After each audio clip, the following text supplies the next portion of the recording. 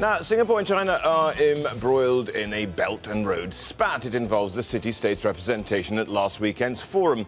Asia government editors Brendan Scott. And Brendan, you've got the background to all this. So, what actually happened? What's this all about?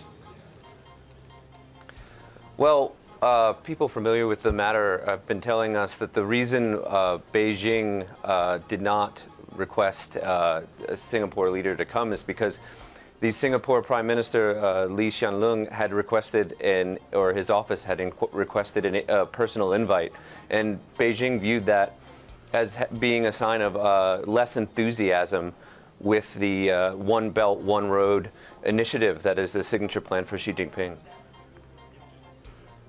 Right. Now, the point here, Brendan, is asking what's going on here. So, why is there bad blood? Why is there this friction? Well, we've seen a bit of this back and forth going on between Singapore and China over the past few months.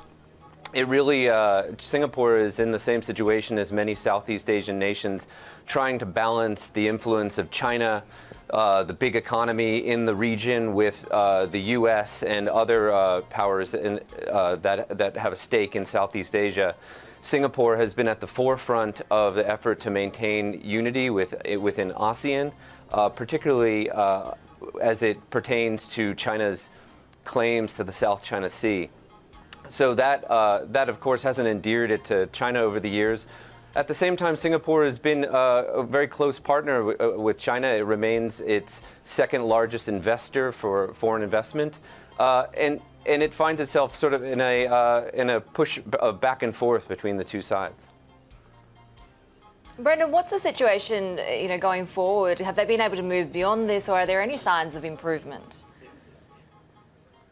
Well, yes. I mean, they have been able to work through this. As I said, they have this. They have a long-standing relationship, very deep ties, cultural ties, of course, between the Chinese of Singapore and China as well. And we've seen them resolve some of these friction points, such as a number of armored personnel carriers that were detained in Hong Kong en route from Taiwan a few months back. They were ultimately released.